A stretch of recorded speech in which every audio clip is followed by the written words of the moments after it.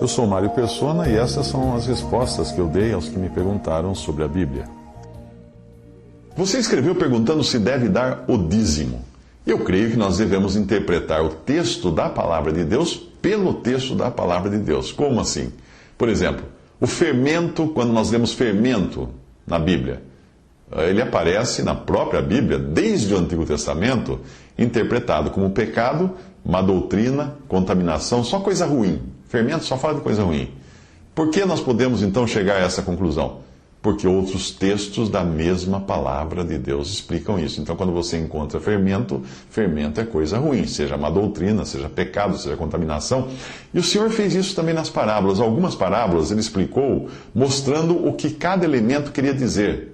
E o mesmo nós devemos fazer com a profecia. Eu não creio em interpretação da profecia, profecia bíblica, daquelas que tentam enxergar tanques de guerra, helicópteros e coisas do tipo, por exemplo, nos gafanhotos que aparecem lá em Apocalipse. Isso é usar conceitos externos à palavra de Deus para tentar explicá-la.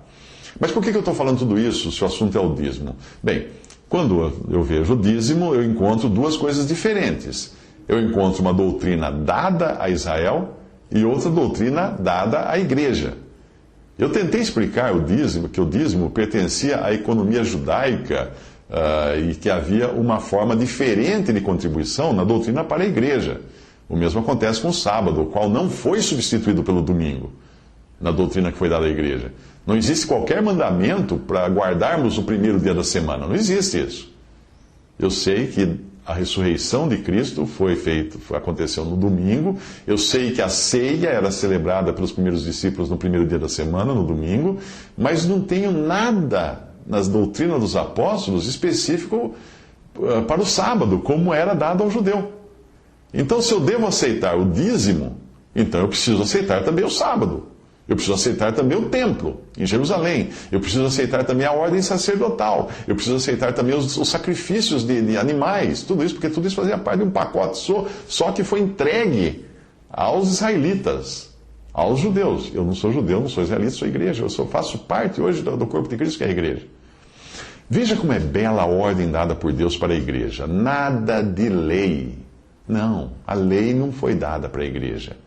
2 Coríntios 8, 12 diz assim: porque se existe prontidão de vontade, será aceita segundo o que qualquer tem, e não segundo o que não tem.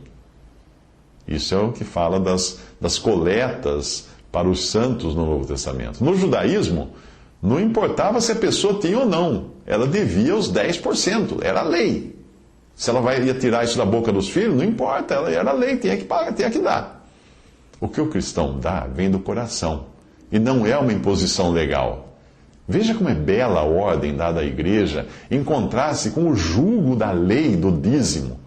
O que o cristão dá é, primeiro, para expressar comunhão com os outros membros do corpo de Cristo.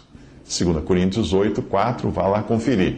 Segundo, é para se tornar em algo abundante quando ele dá. 2 Coríntios 8, 7. Terceiro, é para demonstrar a realidade do amor cristão. 2 Coríntios 8, de 8 a 4. 2 Coríntios 8, versículo 8. Outro ponto, é para imitar o nosso Senhor Jesus Cristo. 2 Coríntios 8, 9.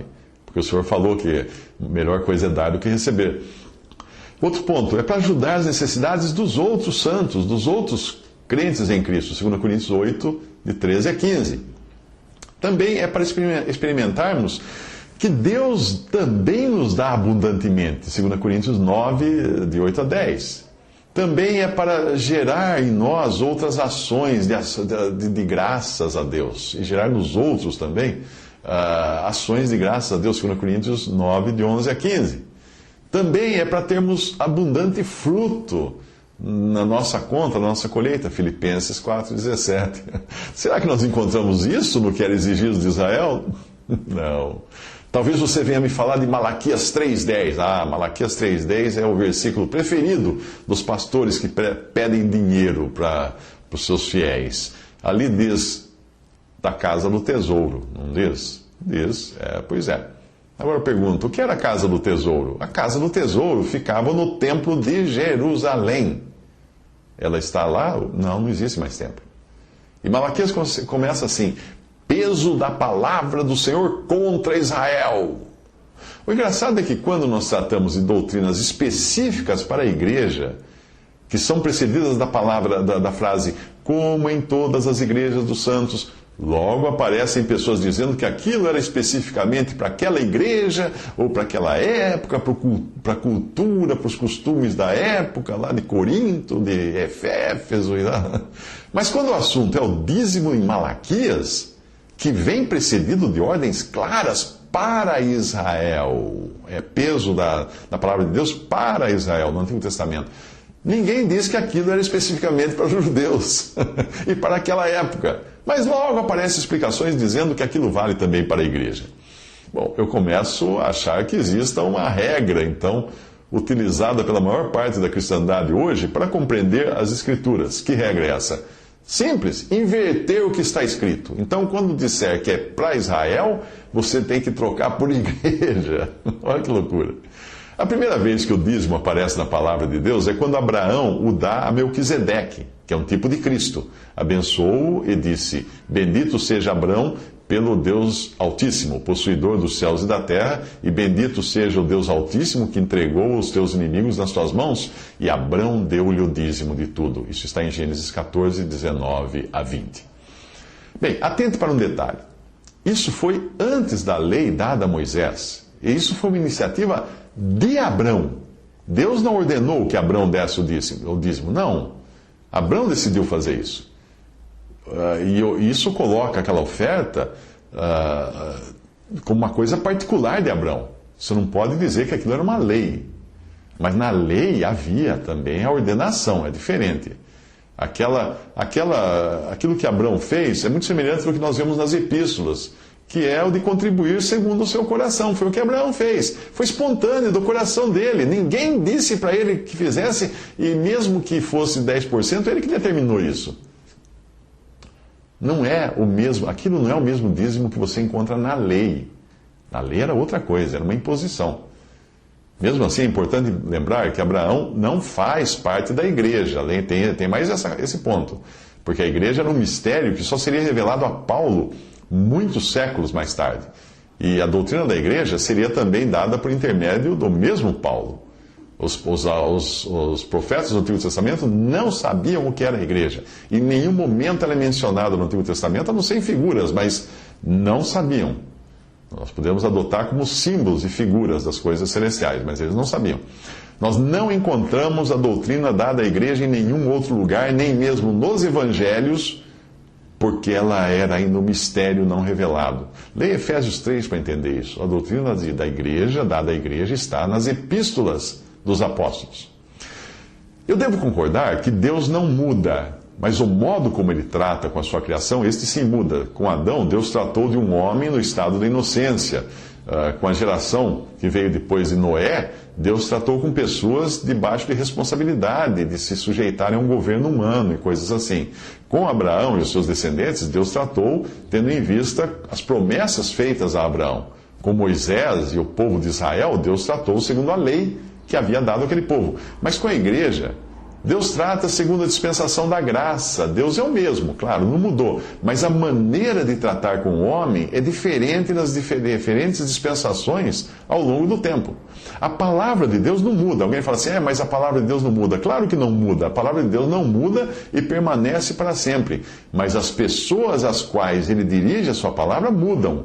E se nos Salmos nós encontramos calorosos pedidos de vingança contra os inimigos, mandando matar os inimigos e tudo mais, no Novo Testamento nós vemos que Deus deseja dos cristãos que eles amem os seus inimigos e orem por eles. É por isso que hoje nós não apedrejamos adúlteros e nem nos impedimos de caminhar uma distância maior do que aquela estabelecida por Deus no Antigo Testamento, a distância de sábado. Nós viajamos numa distância maior que a distância de sábado, porque no Antigo Testamento havia uma distância. O judeu não podia andar mais do que aquela distância no sábado, ele tem que ficar em casa. Ou ir só daqui até ali, mas não podia somar uma distância maior do que aquela estabelecida. O mesmo Deus que cobrou algo de um povo no Antigo Testamento, ele espera um modo de agir diferente de outro povo no Novo Testamento ou nas epístolas da igreja. A grande confusão em relação ao dízimo é que muitos cristãos ainda não entenderam que Deus tem dois povos. Deus tem dois povos. Deus tem Israel, que foi temporariamente deixado de lado no presente tempo, e tem a igreja, que é o povo que hoje representa Deus na terra. Antigamente era Israel. Quando a igreja for arrebatada, Deus voltará a tratar com Israel dentro daquilo que ele estabeleceu e prometeu para aquele povo. É por isso que o Senhor Jesus disse aos judeus em Mateus 24, quando ele pensava nos judeus após o arrebatamento, ele disse o seguinte: orai para que a vossa fuga não aconteça no inverno nem no sábado. Porque ele iria dizer isso de cristãos? Cristãos não guardam o sábado. Os judeus com os quais Deus tratará então, depois do arrebatamento da igreja, eles darão o dízimo, eles guardarão o sábado, eles farão coisas que não são encontradas na doutrina dos apóstolos dada à igreja, porque esta é encontrada apenas nas epístolas, em especial nas epístolas do apóstolo Paulo.